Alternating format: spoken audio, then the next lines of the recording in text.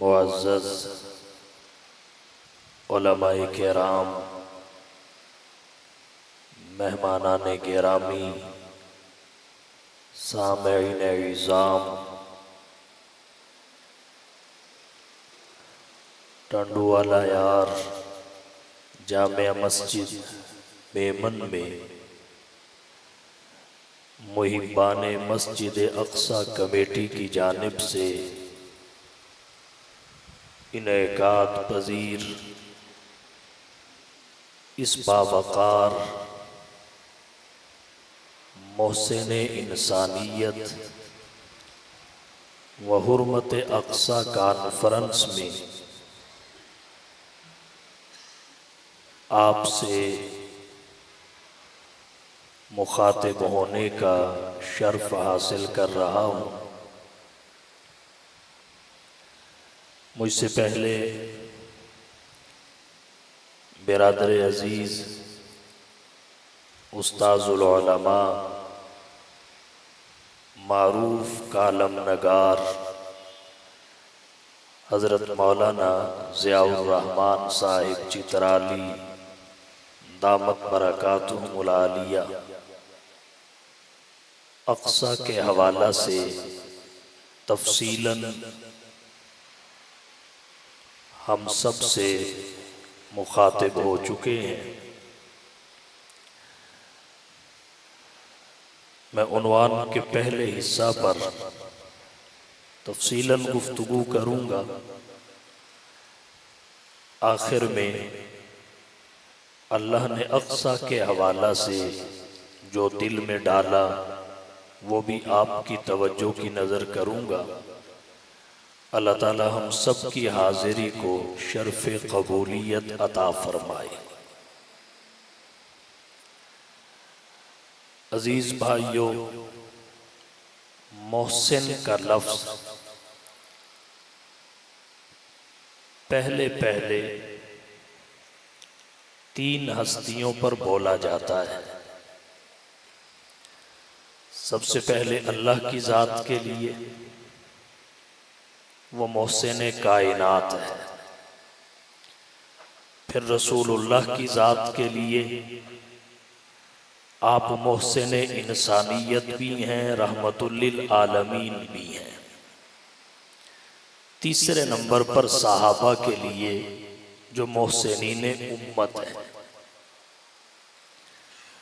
محسن کا لفظ اللہ کے لیے بھی بولا جاتا ہے، رسول اللہ کے لیے بھی بولا جاتا ہے، اور صحابہ کرام حزب اللہ کے لیے بھی بولا جاتا ہے۔ اللہ کے لیے بولا جائے تو اس کی اضافت کائنات کی طرف ہوتی ہے، اللہ محسن کائنات ہے۔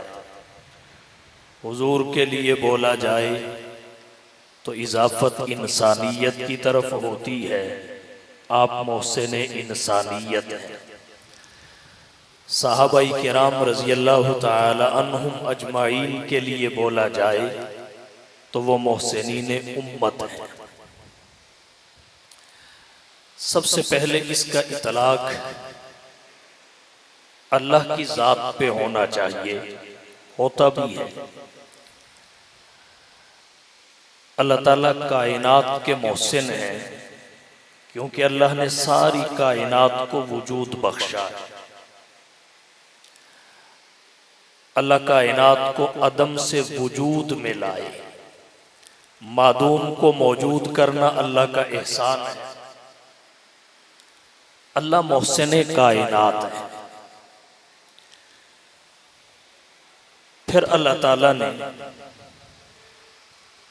بعض موجودات کو اپنی مرضی، مشیت اور ارادہ سے حرکت کی صلاحیت عطا فرمائی۔ یہ بھی اللہ کا احسان ہے۔ جیسے حیوانات متحرک بالارادہ ہے، پھر اللہ نے حیوانات میں سے انسان کو عقل و شعور عطا کیا، نطق و بیان کی قوت عطا کی، احکامات شریعت کا مکلف بنا۔ اس لحاظ سے اللہ کے سب سے زیادہ احسانات حضرت انسان پر ہے۔ باقی مخلوقات کو وجود بخشا، انسان کو بھی بخشا، پھر متحرک بالارادہ بنا کر جمادات اور نباتات سے ممتاز کر دیا، پھر عقل و شعور اور فہم و فراست، نطق و بیان کی نعمت عطا کر کے حیوانات سے بھی ممتاز کر دیا۔ تو سب سے زیادہ احسانات اللہ کے انسان پر ہے، وجود بخشا۔ هل اتى على الانسان حين من الدهر لم يكن شيئا مذکورا، معدوم تھا، اللہ نے وجود عطا کیا۔ پھر اللہ نے ضرورت کے لحاظ سے تمام اعضاء عطا فرمائے۔ کہیں فرمایا الم نجعل له عینین ولسانا وشفتین، کہیں فرمایا انا خلقنا الانسان من نطفۃ امشاج نبتلی فجعلناہ سمیعا بصیرا، سمع و بصر کی صفات سے نوازا، اعضاء اور انہیں کام کرنے کی قوت اور صلاحیت عطا کی۔ پھر اللہ کے احسانات میں سے ایک احسان یہ کہ شکل و صورت تو ہر مخلوق اور موجود کو دی، لیکن احسن صورت انسان کو بنایا۔ لقد خلقنا الانسان فی احسن تقویم، رزق اور معیشت کے ذرائع عطا کیے، فطرت اسلام پر پیدا کیا۔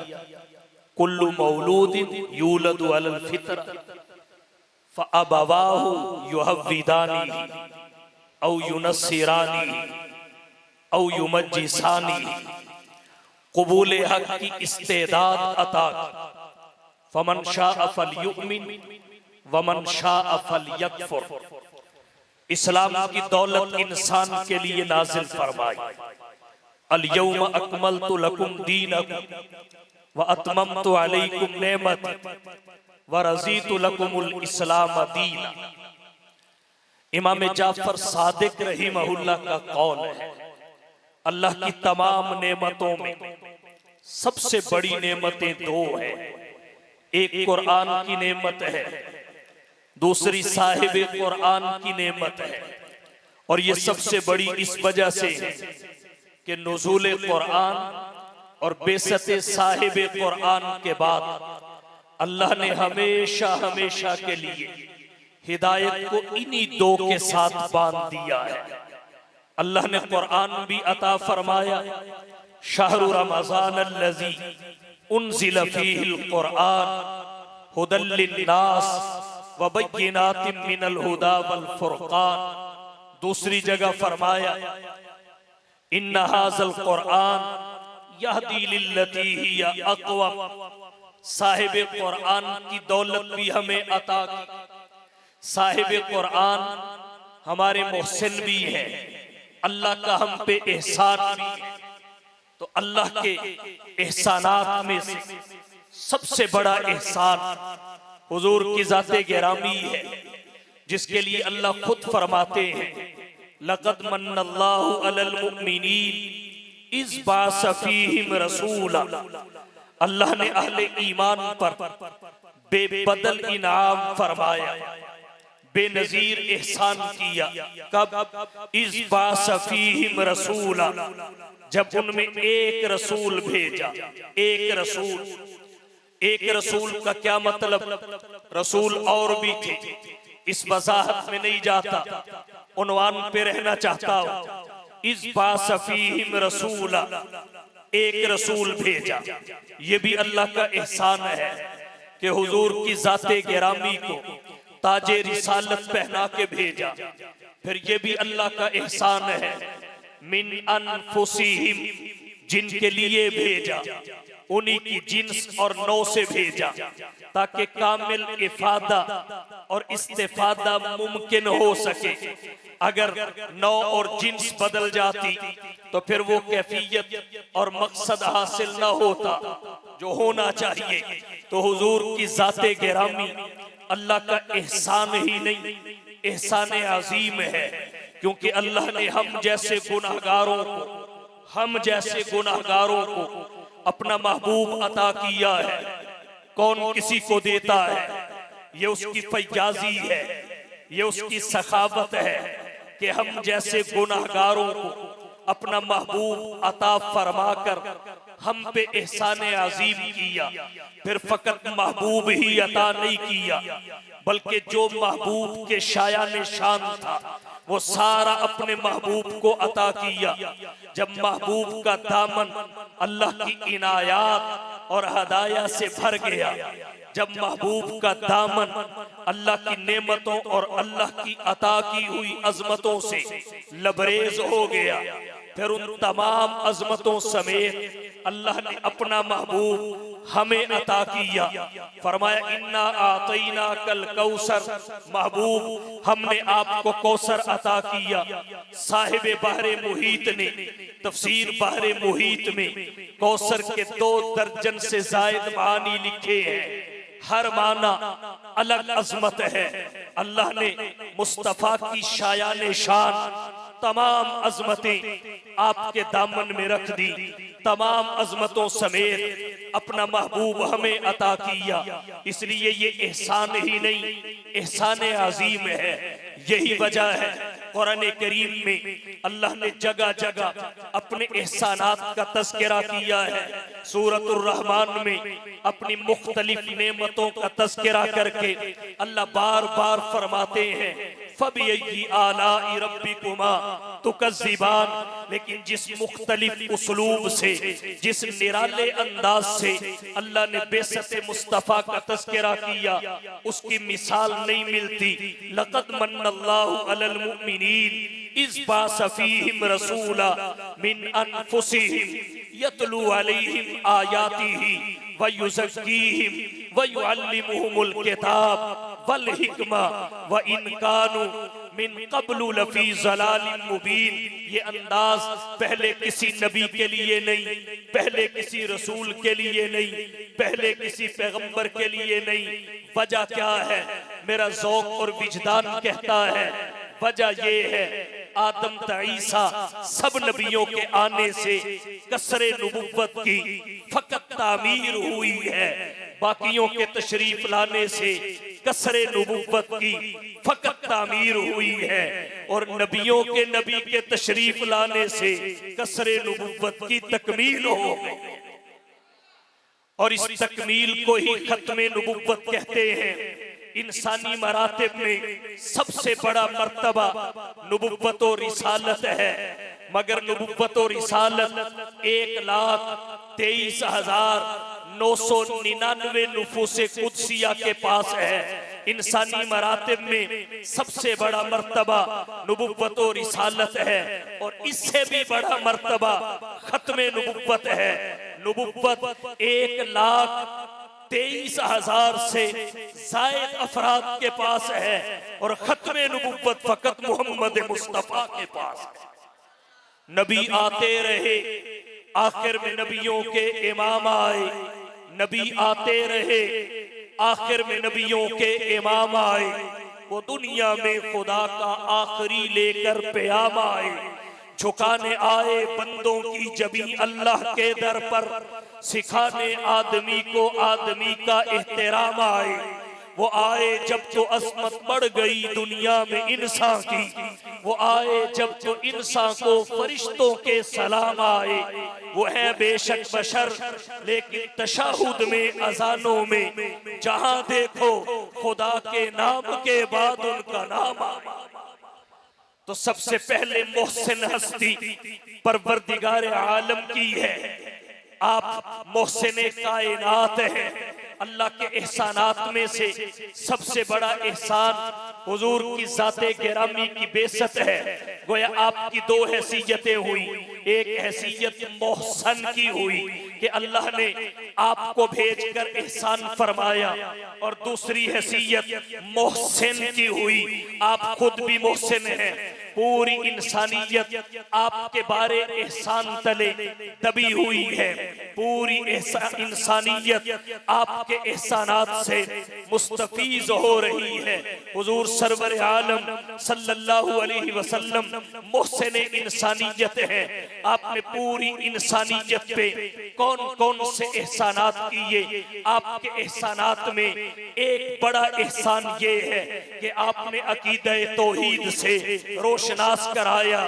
یہ عقیدہ کمزوروں کو طاقتور بناتا ہے، بیماروں کو صحت مند کرتا ہے، سب کا ڈر دل سے نکال کے ایک اللہ کا ڈر اور خوف عطا کرتا ہے، اس کی ملاقات کا شوق عطا کرتا ہے۔ اس سے پہلے کیا تھا؟ لوگ اشجار و احجار کو سجدہ کرتے تھے۔ اس سے پہلے کیا تھا؟ کواکب و نجوم کی پوجا کرتے تھے۔ اس سے پہلے کیا تھا؟ شمس و قمر کو معبود کہتے تھے۔ ہر چڑھتی چمکتی شے کے سامنے جبین نیاز کے تقدس کو پامال کر دیا کرتے تھے۔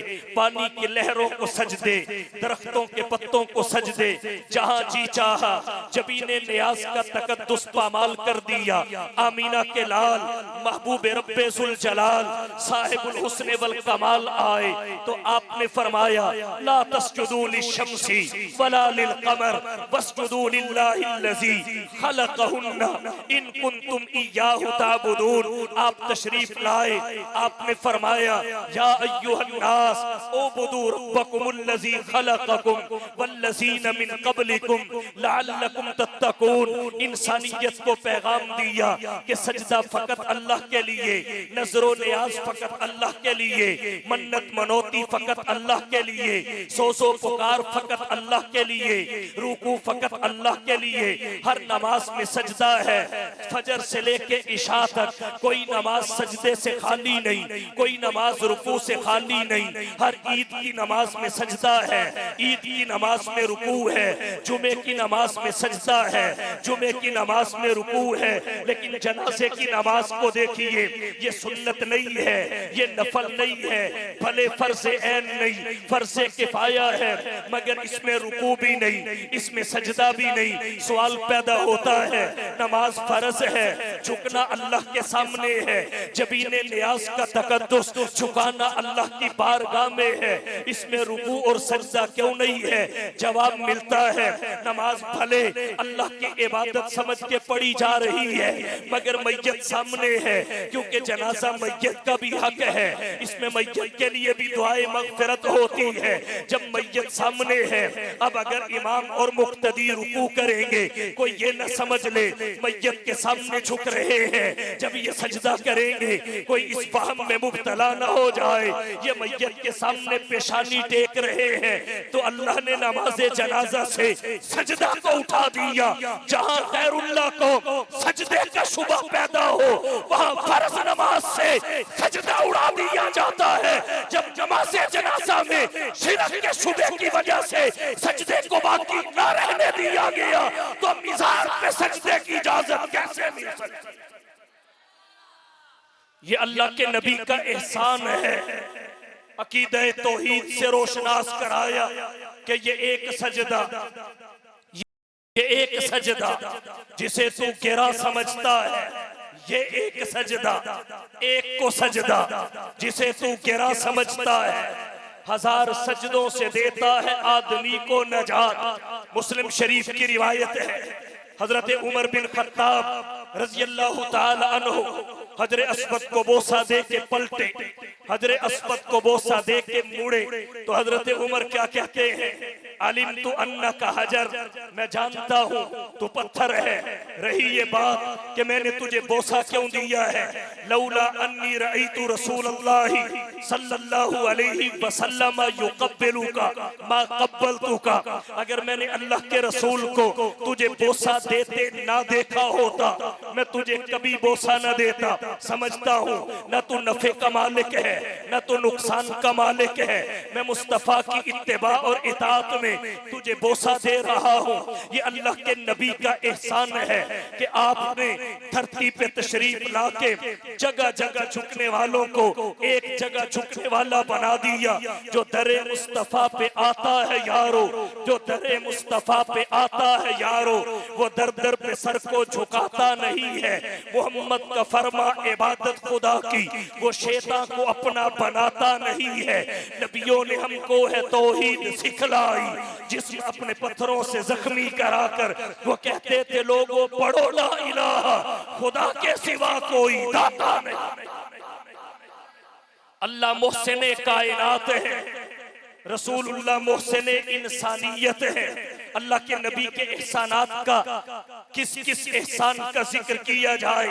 عقیدہ توحید سے روشناس کروایا، انسان کو غرض تخلیق سمجھائی، مقصد پیدائش سمجھایا، مقصد زندگی بتایا۔ ما خلقت الجن والانس الا لیعبدون۔ نبی کے احسانات میں، اللہ کے نبی کے احسانات میں مساوات بھی ہے۔ فرمایا لیس لعربی علی عجمی فضل الا بالتقوی، اگر فضیلت کسی کو ہے فقط تقوی کی بنیاد پہ۔ اللہ کے نبی کے احسانات میں ایک نظام عدل و انصاف کو عام کرنا بھی ہے۔ فرمایا ان فاطمہ بنت محمد سرقت لقطعت یدہا، یہ تو فاطمہ مخزومیہ نے چوری کی ہے۔ اگر بالفرض والمحال قضیہ فرضیہ کے طور پر فاطمہ بنت محمد بھی چوری کرتی تو محمد اس کے ہاتھ کو بھی کاٹ کر دیتا۔ آمینہ کے لال کے کس کس احسان کا تذکرہ کیا جائے؟ حضور سرور عالم صلی اللہ علیہ وسلم نے انسانیت کے تمام طبقات پہ احسان کی بارش کی ہے۔ حضور نے غلاموں کے حقوق بتائے، ان پہ احسانات کیے کہ جیسا خود کھاتے ہو انہیں بھی کھلایا کرو، جیسا خود پہنتے ہو انہیں بھی پہنایا کرو، یہ تمہارے بھائی ہیں۔ آمینہ کے لال کی آخری سانسیں ہیں، زبان پہ غلاموں کے حقوق کا تذکرہ ہے۔ جہاں اللہ کا حق بیان کیا الصلاۃ کہہ کے، وہاں وما ملکت ایمانکم بھی کہا۔ اللہ کے نبی نے یہ کس دور میں کہا؟ محسن انسانیت نے یہ اس دور میں کہا جب غلاموں کی قدر و قیمت کسی جانور سے زیادہ نہیں ہوتی تھی۔ انسان اپنی مرضی سے جب چاہتا جسے چاہتا کھڑا کر کے بیچ دیا کرتا تھا۔ غلاموں کے حقوق بتائے، خواتین کے حقوق بتائے۔ مجھ سے پہلے مولانا ضیاء الرحمن صاحب حالات بیان کر رہے تھے، ولادت مصطفیٰ سے پہلے کے، ظہور اسلام سے پہلے کے، بعثت مصطفیٰ سے قبل کے آپ سن چکے ہیں۔ مصطفیٰ کی تشریف آوری سے پہلے عورت حق کے حیات سے محروم تھی، حق کے وراثت سے محروم تھی، حق کے تعلیم و تعلم سے محروم تھی۔ عورت کو شوکیسوں میں کھڑا کر کے بیچ دیا جاتا تھا۔ آمینہ کے لال تشریف لائے، سب سے پہلے حق کے حیات عطا ہوا، عورتوں کو درگور کرنے کا سلسلہ موقوف ہو گیا۔ حق کے وراثت عطا ہوا۔ مفسر ابن جریر طبری نے لکھا ہے کہ پہلے اولاد اپنے باپ کی کئی منقوہا ان کو تقسیم تو کر لیا کرتے تھے میراث سمجھ کے، لیکن انہیں وراثت میں حقدار نہیں ٹھہراتے تھے۔ آمینہ کے لال تشریف لائے، عورت کو وراثت سے حصہ دیا۔ تعلیم و تعلم کا سلسلہ جیسے مرد کے لیے ویسے عورت کے لیے قرار دیا۔ طلب العلم فریضۃ علی کل مسلم فرمایا، تو بعض روایات میں مسلمہ کے الفاظ کا بھی ذکر کیا۔ حضور سرور عالم نے خواتین پہ احسان فرمایا کہ اگر یہ تیری بیٹی ہے، ایک ہو تب، دو ہو تب، تین ہو تب، ان کی صحیح پرورش کر کے نکاح کر دے گا، محمد تجھے جنت کی ضمانت دیتا ہے۔ اگر یہ تیری ماں ہے، اس کے قدموں کے نیچے جنت ہے۔ اگر یہ تیری بیوی ہے تو ہن لباس لکم وانتم لباس لہن، یہ تیرے بدن کے سب سے زیادہ قریب ہے، یہ تیرا لباس ہے، ہے، تو اس کا لباس ہے۔ آمنہ کے لال نے خواتین کو ان کے حق ادا کیے، ان کے حقوق بتائے، تو یہ عورتوں پہ احسان ہے۔ آج اگر دھرتی کائنات پر مساوات کا تصور ہے، عدل و انصاف کا تصور ہے، امن کا تصور ہے، بھائی چارے کا تصور ہے، تو یہ سارے کا سارا محسن انسانیت کی بدولت ہے۔ پھر میں کیوں نہ کہوں سلام اس پر جس نے بے کسوں کی دستگیری کی، سلام اس پر جس نے بے کسوں کی دستگیری کی، سلام اس پر جس نے بادشاہی میں فقیری کی، سلام اس پر کہ اسرار محبت جس نے سمجھائے، سلام اس پر کہ جس نے زخم کھا کر پھول برسا۔ اللہ کے نبی کے کس کس احسان کا تذکرہ کیا جائے، اور آسان کیے دیتا ہوں اگر انسانیت کو تقسیم کیا جائے، اس کی سب سے آسان اور بڑی تقسیم یہ ہے کہ ایک نبی کی امت اجابت ہے، ایک نبی کی امت دعوت ہے۔ امت اجابت میں اہل ایمان آتے ہیں، امت دعوت میں غیر مومن انسان آتے ہیں۔ اللہ کے نبی کے احسانات کی بارش مومنوں پہ بھی برسی ہے، نبی کے احسانات کی بارش کافروں پہ بھی برسی ہے۔ مفسرین کرام نے، اہل علم نے یہ فرق ضرور لکھا ہے کہ نبی کے احسانات اور رحمت اہل ایمان کے لیے دنیا میں بھی ہیں، آخرت میں بھی ہیں۔ رہے اہل کفر، ان کے لیے دنیا میں تو نبی کی رحمت ہے، نبی کے احسانات ہیں، مگر وہ آخرت میں اس سے محروم ہوں گے، اس لیے کہ ایمان کی سند ان کے پاس نہیں ہوگی، ایمان کا سرٹیفکیٹ ان کے پاس نہیں ہوگا۔ لیکن اگر دنیا میں دیکھا جائے، حضور فقط اہل ایمان کے محسن نہیں ہیں، آپ انسانیت کے محسن ہیں۔ مومن کی شکل میں انسان ہو تب بھی نبی کے بارے احسان تلے دبا ہے، کافر کی شکل میں انسان ہو تب بھی نبی کے بارے احسان تلے دبا ہے۔ اس لیے کسی نے کہا ہو لاکھوں سلام اس آقا پر، بت لاکھوں جس نے توڑ دیے، ہو لاکھوں سلام اس آقا پر، بت لاکھوں جس نے توڑ دیے۔ دنیا کو دیا پیغام سکون، طوفانوں کے رخ موڑ دیے۔ اس محسن اعظم نے کیا کیا نہ دیا انسانوں کو، دستور دیا، منشور دیا، کئی راہیں دی، کئی موڑ۔ حضور کے کس کس احسان کا ذکر کیا جائے، اہل ایمان پہ احسانات دیکھیے۔ وہاں پہنچے جہاں کوئی نہ پہنچا، نہ آپ سے پہلے پہنچا نہ آپ کے بعد پہنچے گا۔ وہاں پہنچے جہاں کوئی نہ پہنچا، وہاں جا کے بھی اپنی امت کو یاد کیا، وہاں جا کے بھی اپنی امت کو یاد کیا۔ اللہ کی بارگاہ میں گئے، جاتے ہی ہدایہ پیش کیے، التحیات للہ، پروردگار قولی عبادتیں تیرے لیے، قولی عبادتیں اللہ کے لیے، والصلوات بدنی عبادتیں اللہ کے لیے، والطیبات مالی عبادتیں اللہ کے لیے۔ تین تحائف پیش کیے، التحیات للہ حمد و ثنا اللہ کے لیے، والصلوات رکوع سجدہ تشہد اور قعود اللہ کے لیے، والطیبات صدقات و خیرات اللہ کے لیے۔ جب تین تحائف آمنہ کے لال نے پیش کیے تو تبادلہ تحائف کا سلسلہ شروع ہوا۔ اللہ نے تین کے جواب میں تین فوراً پیش کیے، بہت سارے بعد میں عطا فرمائے۔ پروردگار عالم فرماتے ہیں السلام علیکہ ایھا النبی، اے نبی آپ پر سلامتی ہو، ورحمت اللہ اللہ کی رحمتیں بھی ہوں، وبرکاتہ اللہ کی برکتیں بھی ہوں۔ جب اللہ نے سلامتی کا تحفہ مصطفیٰ کو عطا کیا، رحمت کا تحفہ مصطفیٰ کو عطا کیا، برکتوں سے دامن مصطفیٰ کو بھر دیا، تو آمنہ کے لال محبوب رب ذوالجلال صاحب الحسن والکمال نے جب اللہ کی رحمت کے دریا کو ٹھاٹھے مارتے ہوئے دیکھا تو حضور کو فوراً اپنی امت یاد آ گئی۔ بڑے بڑے لوگ آپ نے دیکھے ہوں گے، کونسلر بھی بن جائیں تو آدھے ہاتھ سے سلام لیتے ہیں، دوست تو دوست رہے، رشتہ دار تک کو بھول جاتے ہیں، لیکن کیا کہیے مصطفیٰ کی شان رحمت کے، کیا کہیے آمینہ کے لال کے جذبہ احسان کے، وہاں پہنچے جہاں کوئی پہنچا نہ پہنچے گا، وہاں بھی اپنی امت کو نہیں بھولے۔ پروردگار عالم آپ کو مخاطب کر کے کہتے ہیں السلام علیکہ علیکہ علیکہ علیکہ، آپ پر سلامتی ہو ایھا النبی، اے نبی، ورحمت اللہ، اللہ کی رحمتیں بھی ہو، وبرکاتہ، اللہ کی برکتیں بھی ہو۔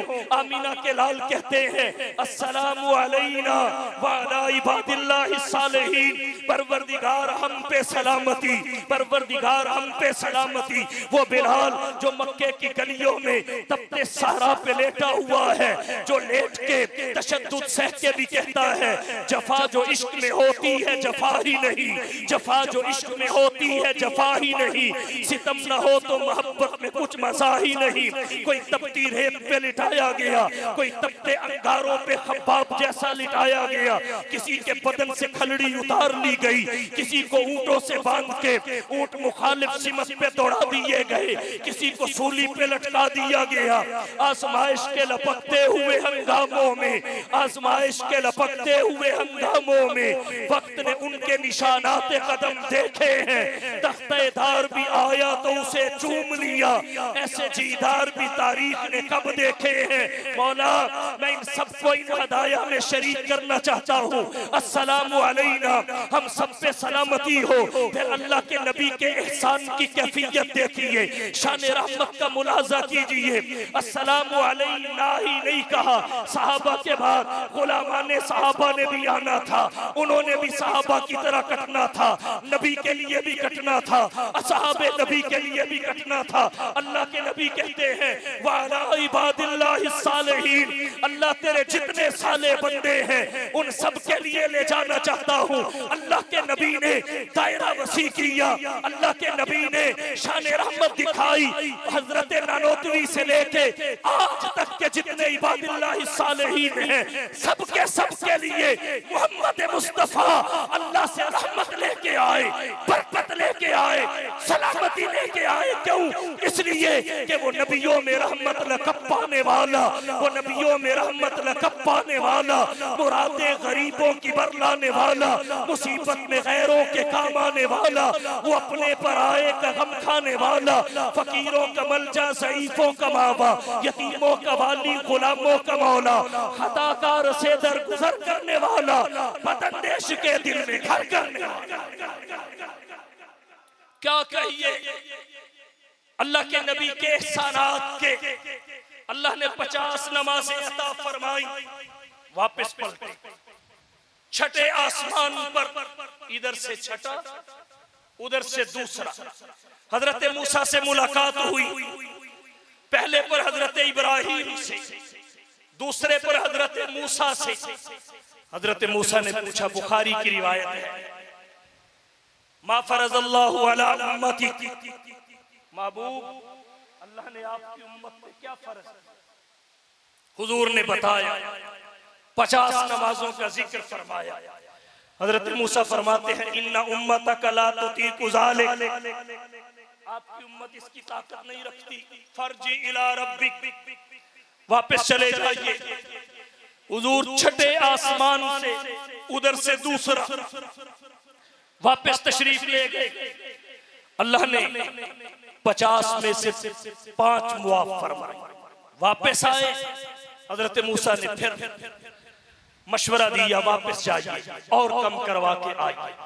قصہ مختصر، 9 مرتبہ آنا جانا ہوا، 45 معاف ہو گئی، 5 رہ گئی۔ حضرت موسیٰ پھر فرما رہے ہیں، مشورہ دے رہے ہیں، حضور پھر جائیے، پھر جائیے۔ اللہ کے نبی نے حیا کا عذر کیا، نہیں گئے۔ یہ 9 مرتبہ کا آنا جانا حضور کا اپنے لیے نہیں تھا، اس انسانیت کے لیے تھا، اہل ایمان کے لیے تھا۔ یہاں ایک بات اور عرض کرنا چاہوں، حضرت موسیٰ کا دور گزر چکا تھا، تکلیف شرعی کا دور گزر گیا۔ نمازیں نبی کی امت نے پڑھنی تھی، حضور نے پڑھنی تھی۔ آپ 10ویں مرتبہ جا نہیں رہے، موسیٰ اصرار فرما رہے ہیں۔ سوال یہ ہے حکمت کیا تھی؟ اہل علم نے لکھا ہے حکمت یہ تھی، حضرت موسیٰ نے دنیا میں کہا ربی ارینی انظر الیک، ربا دیدار تے کرا، ربی ارینی انظر الیک۔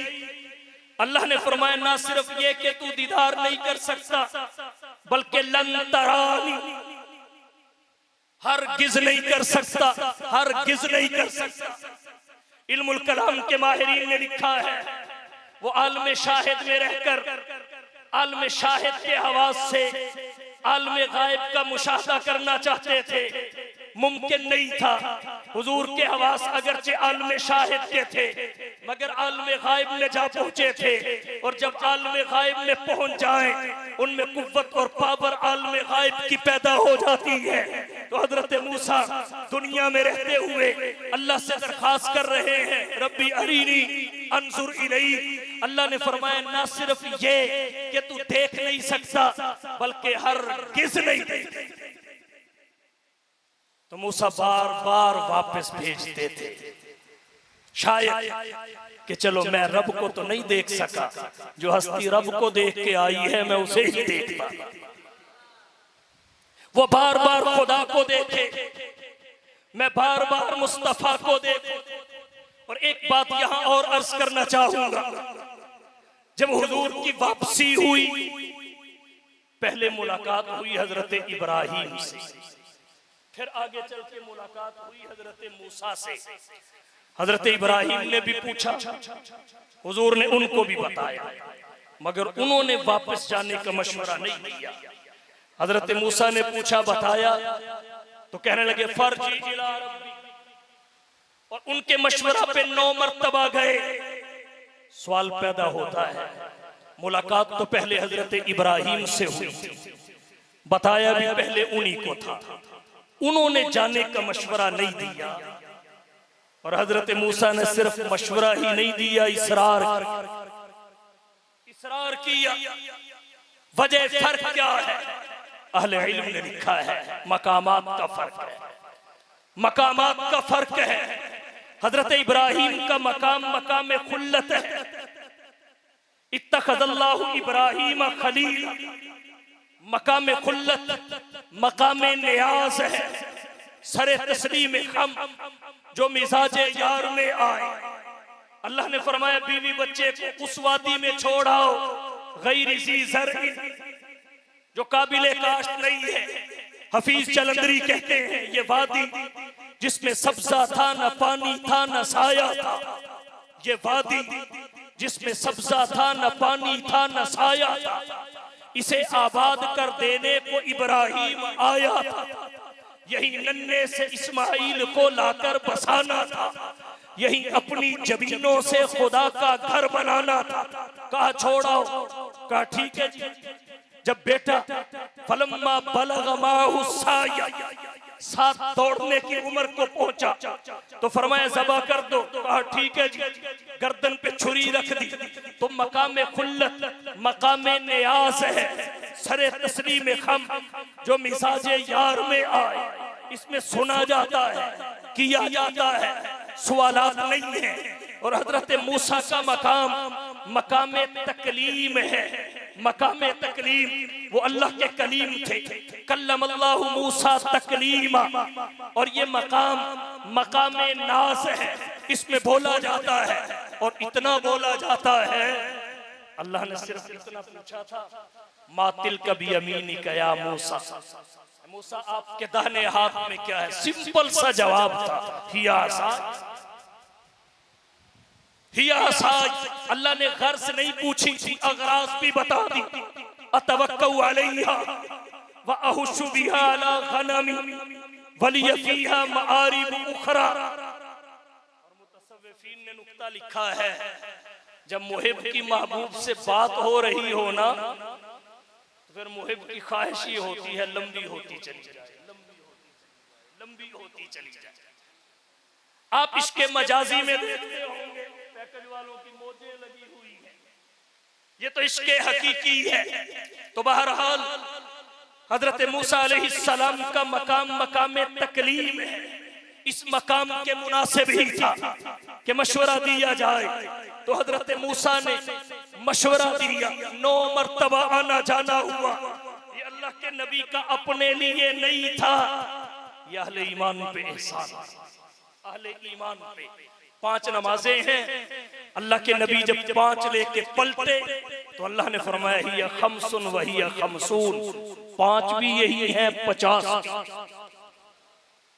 ہی خمس وہی خمسون، پڑھنے میں 5 ہے، اجر و ثواب میں 50 ہے۔ لا یبدل القول لدی، میری بات بدلتی نہیں، باقی یہ ترتیب جو اختیار کی یہ ایک خاص حکمت کے تحت تھی، اہل علم نے اس کا ذکر کیا ہے، وضاحت میں نہیں جاتا۔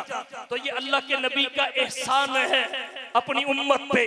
اور کہنا چاہوں گا، پہلی رات نماز تراویح پڑھائی، اگلے دن چرچا ہوا، صحابہ ڈبل ہو گئے، دوسری رات نماز تراویح پڑھائی، پھر چرچا ہوا، تیسری رات اور زیادہ ہو گئے، چوتھی رات پردہ ہٹا کے دیکھا، مسجد میں تل دھرنے کی جگہ نہیں تھی، آمنہ کے لال تشریف نہیں لائے، انفرادی طور پہ تراویح پڑھنے کا حکم دے دیا، جماعت کو دواماً ترک کر دیا۔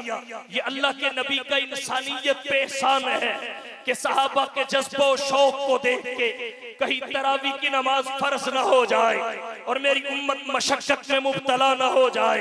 نہ نبی کے لیے پڑھنا مشکل تھا، نہ اصحاب نبی کے لیے پڑھنا مشکل تھا، یہ ہمارے لیے مشکل ہوتا۔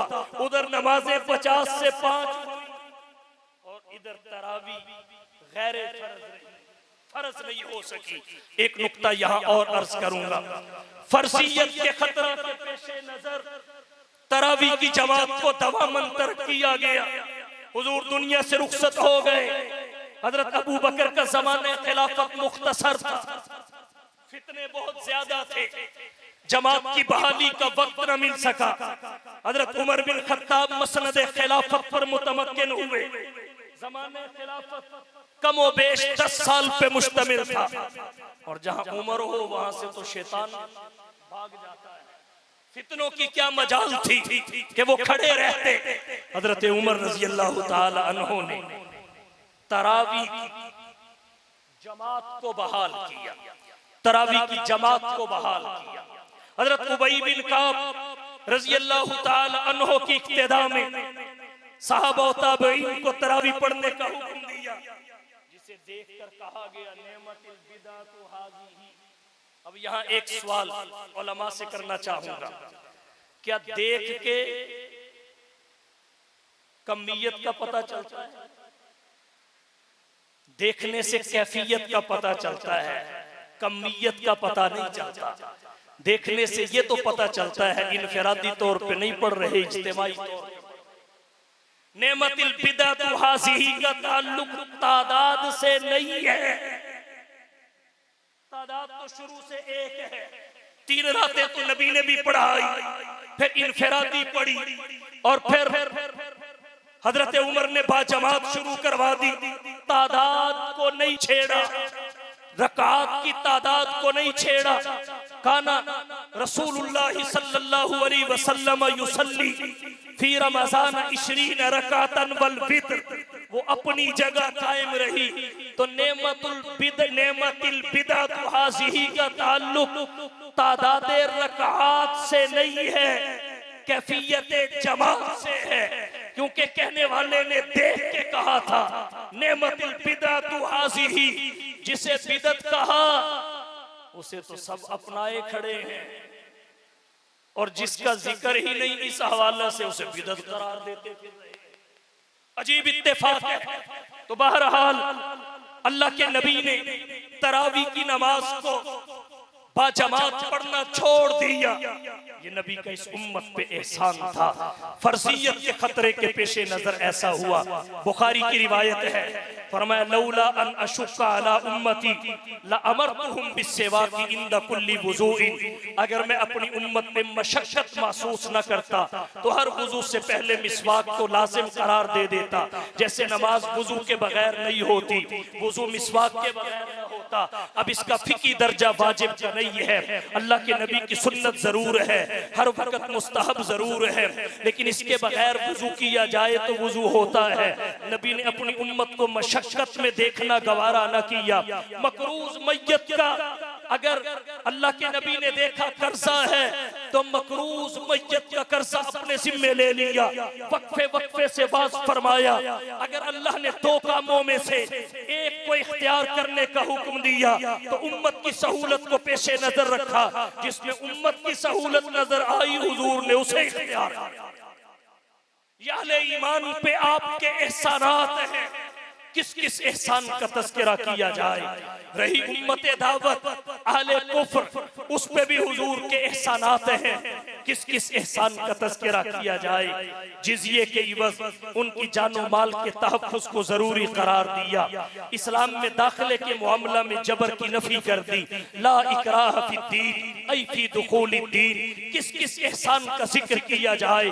مغازی میں امام بخاری لکھتے ہیں احد کے میدان میں اللہ کے نبی کا چہرہ انور زخمی ہوا، وہ نبی کا چہرہ جس کے بارے میں کسی نے کہا چہرہ ہے کہ انوار دو عالم کا صحیفہ، چہرہ ہے کہ انوار دو عالم کا صحیفہ، آنکھیں ہیں کہ بحرین تقدس کے نگی ہیں، پلکیں ہیں کہ قوسین شب قدر کھلی ہے، زلفیں ہیں کہ واللیل کے بکھرے ہوئے سائے، یہ دانت ہیں کہ شیراز شبنم کے تراشے، جیسے یاقوت کی وادی میں مہکتے ہوئے ہیرے، اور باتیں ہیں کہ طوبہ کی چٹکتی ہوئی کلیاں، خطبے ہیں کہ ساون کے امڑتے ہوئے درے۔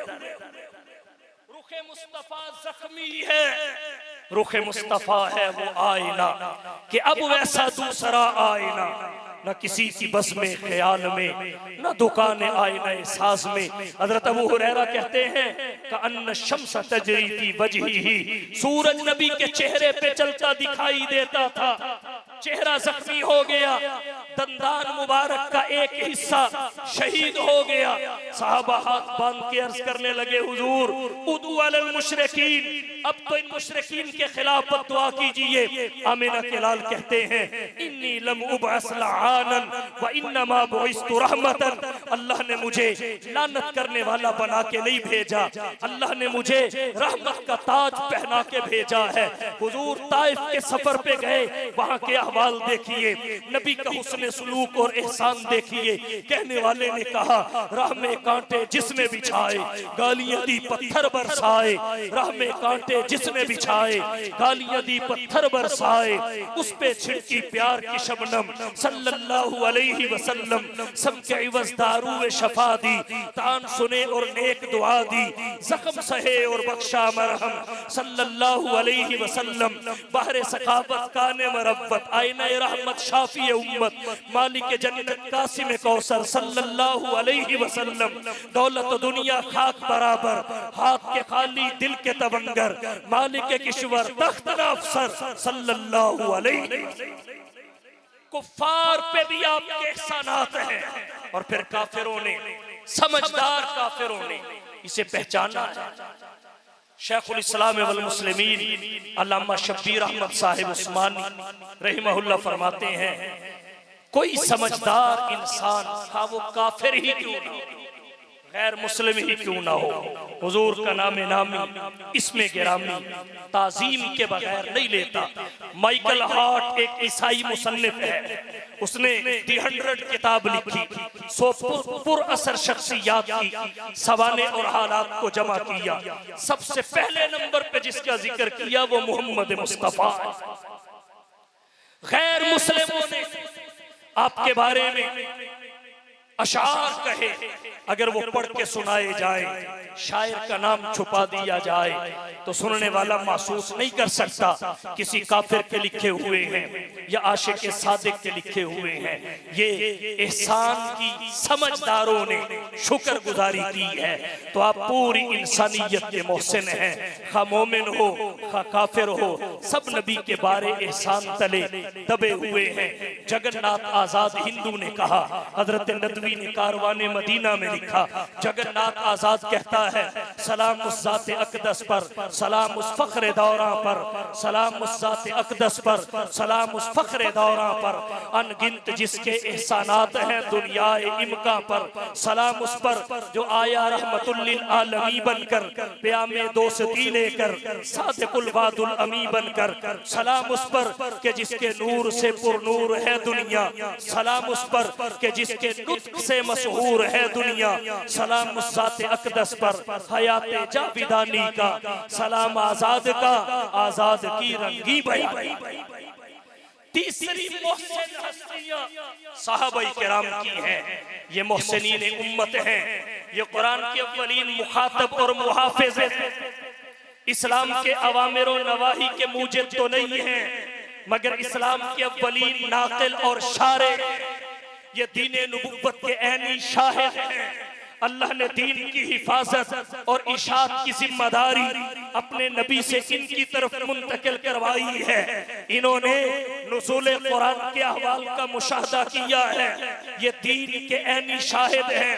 دنیا جانتی ہے کہ اللہ کے نبی کی ذات کو صحابہ نے دیکھا ہے، نبی کی ذات کے گواہ صحابہ ہیں، بات کے گواہ صحابہ ہیں، دن رات کے گواہ صحابہ ہیں، جذبات و احساسات کے گواہ صحابہ ہیں، محبت و احسانات کے گواہ صحابہ ہیں، نبی کے اسفار و معاملات کے گواہ صحابہ ہیں، اللہ کے نبی کے معاملات و مذاکرات کے گواہ صحابہ ہیں، رکوعات و سجدات کے گواہ صحابہ ہیں، نبی کی معراج اور اللہ سے ملاقات کے گواہ صحابہ ہیں، اللہ کے نبی کی ازواج و بنات کے گواہ صحابہ ہیں، اللہ کے نبی کے غزوات و فتوحات کے گواہ صحابہ، نبی کے معجزات و مبشرات کے گواہ صحابہ، نبی کی جلوت و خلوت کے گواہ، سیرت و صورت کے گواہ، سنت و شریعت کے گواہ، نبوت و رسالت اور ختم نبوت کے گواہ، نبی کے حلیے کے گواہ، نبی کی غریبی و امیری کے گواہ، جوانی و پیری کے گواہ، گدائی و بادشاہی کے گواہ، مستی و پارسائی کے گواہ، رنج و راحت کے گواہ، حزن و مسرت کے گواہ، امن و جنگ کے گواہ، امید و ترنگ کے گواہ، نبی کی ایک ایک ادا کے گواہ صحابہ ہیں۔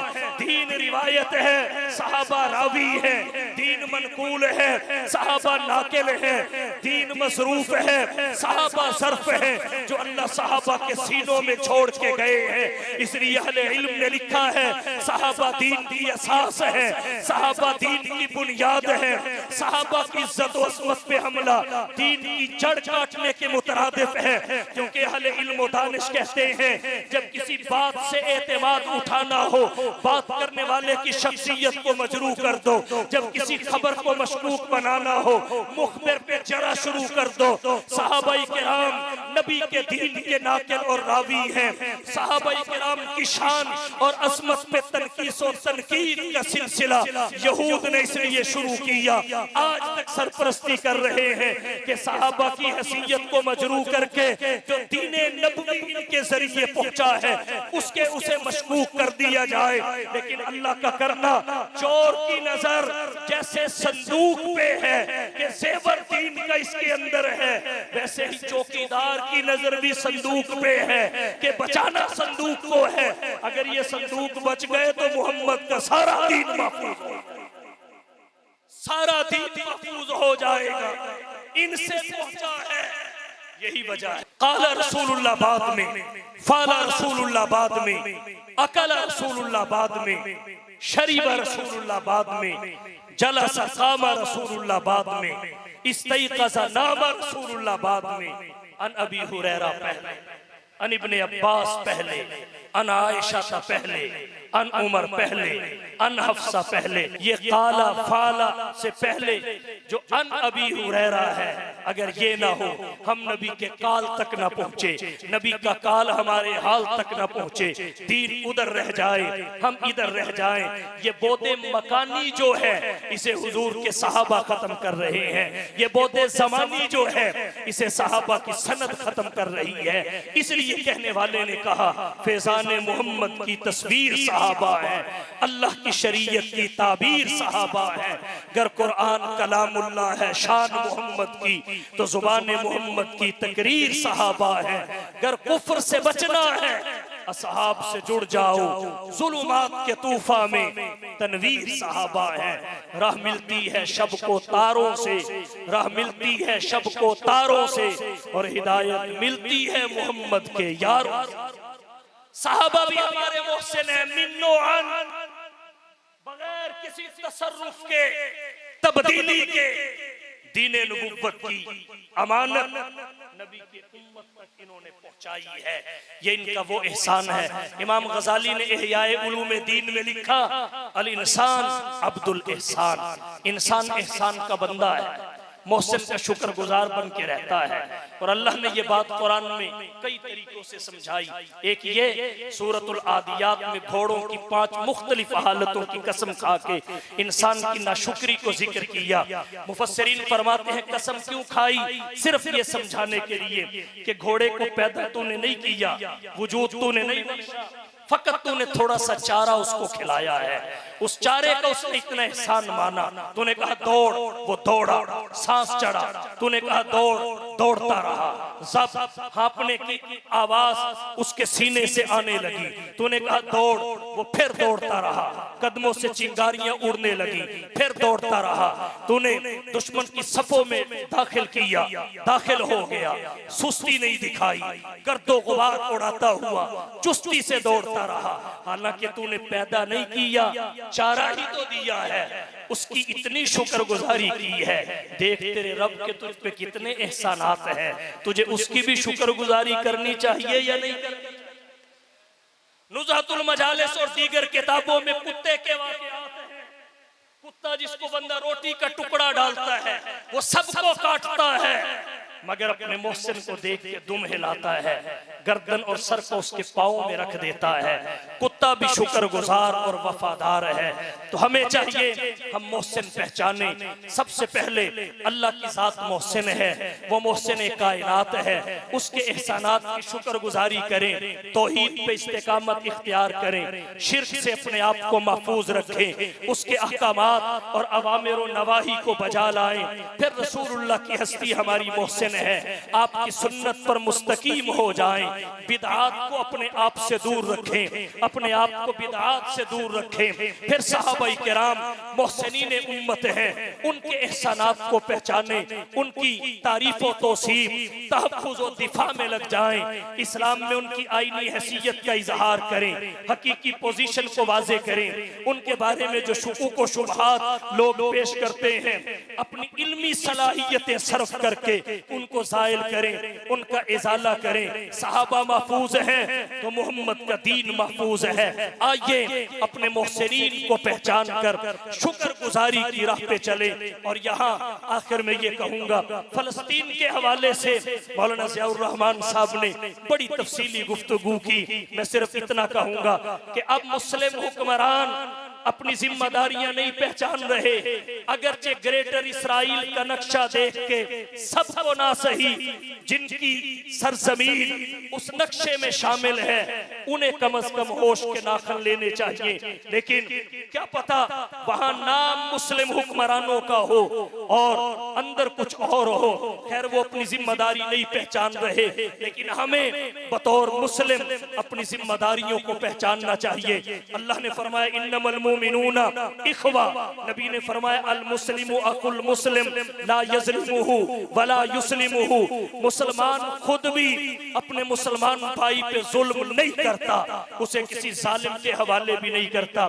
ہماری ذمہ داریوں میں ان کی تکلیف کا احساس ہے، احساس جسے کرجل واحد کہا گیا، جیسے ایک عضو کی تکلیف دوسرا عضو محسوس کرتا ہے، ہر مسلمان کو دوسرے مسلمان کی تکلیف، اپنی تکلیف محسوس کرنی چاہیے۔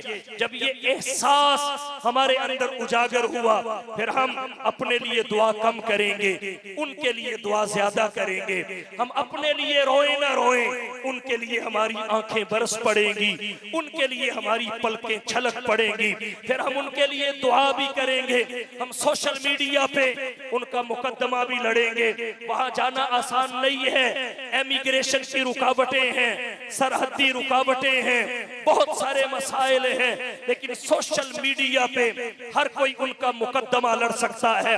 حالت جنگ ہے، اور حالت جنگ میں دشمن کا جو بھی نقصان کیا جائے اللہ اسے پسند کرتے ہیں۔ وَلَا يَتَعُونَ مَوْتِ أَن يَغِيظُ الْكُفَّارِ وَلَا يَنَالُونَ مِنْ عَدُوٍّ نَيْلًا إِلَّا كُتِبَ لَهُمْ بِهِ عَمَلٌ صَالِحٌ وَلَا نُضِيعُ أَجْرَ الْمُحْسِنِينَ۔ اللہ نے اسے احسان کہا، اس پہ اجر کا وعدہ کیا۔ ہم ان کا مقدمہ لڑیں، ان کی مظلومیت، ان کی بے بسی کو دنیا کے سامنے رکھیں، یہود و نصارہ، اغیار اور کفار کا ظلم لوگوں کو بتائیں کہ لوگوں انسانی حقوق کا نعرہ ڈھونگ ہے، اس میں حقیقت نہیں ہے۔ حقوق نسواں کا نعرہ فراڈ ہے، اس کے نیچے حقیقت نہیں ہے، وگرنہ غزہ کی خاتون بھی عورت ہے، غزہ کا رہنے والا بھی انسان ہے، غزہ کے بچے بھی بچے ہیں۔ یہ دھوکہ ہے، اس کے تحت حقیقت نہیں ہے۔ یہ کتے کی ٹانگ پہ پٹی کرنا، یہ بلی کو مالش کرنا، خارش کرنا، یہ دھوکہ اور فراڈ ہے۔ یہ ظالم اس قدر ہے کہ دودھ پیتے بچے کے منہ سے فیڈر چھین لیا۔ بھوک اور پیاس سے ہزاروں کی تعداد میں بچے موت کی آغوش میں چلے گئے۔ ان کا مقدمہ دنیا کے سامنے رکھیے۔ حالت جنگ میں جو شخص جو کر سکتا ہے، اللہ نے جو صلاحیت دی ہے اسے کرنا چاہیے۔ جب گھر پہ حملہ ہو جائے اس وقت ایک دوسرے سے اجازت نہیں لی جاتی، اپنی ہمت اور طاقت کے مطابق ہر کوئی جد و جہد میں مصروف ہو جاتا ہے۔ تو دعا ہم سب کے بس میں ہے، احساس ہم سب کی کیفیت ہونی چاہیے۔ ان کا مقدمہ دنیا کے سامنے پیش کریں، سوشل میڈیا کا مثبت استعمال کریں، اور کچھ نہیں۔ مولانا نے نشاندہی فرمائی، ہم اپنی حلال کمائی سے ان کا حصہ ضرور نکالیں۔ قادیانی حصہ نکال رہے ہیں، یہودی حصہ نکال رہے ہیں، ان کی ترجیح ان کے مذہب کا غلبہ ہے، ان کی ترجیح ان کے نظریات کا پھیلاؤ ہے، ان کی ترجیح مسلمانوں کی مغلوبیت ہے۔ تو مسلمان انہیں بھی چاہیے، حکمرانوں کی ذمہ داری تھی کہ وہ متحد ہو کر کوئی منصوبہ بندی کرتے، لائحہ عمل مقرر کرتے، OIC میدان میں آتی۔ ظلم یہ ہے اقوام متحدہ اپنی قراردادوں کے مطابق بھی کشمیر کا مسئلہ حل کرنے کے لیے تیار نہیں ہے، جنرل اسمبلی کی قراردادوں کے مطابق بھی فلسطین کا مسئلہ حل کرنے کے لیے تیار نہیں۔ ہمارا موقف ایک طرف رہا، فلسطینیوں کا تقاضا ایک طرف رہا، ان کی ڈیمانڈ ایک طرف رہی۔ اپنی قراردادوں کے مطابق ہی کشمیر اور فلسطین کا مسئلہ حل کر دیں، لیکن یہاں بھی دھوکہ اور خیانت ہے۔ اور پھر مسلم حکمران وہ بھی مل کر قدم اٹھانے سے کیا، سخت بیان تک سے اپنی جان چھڑاتے ہیں۔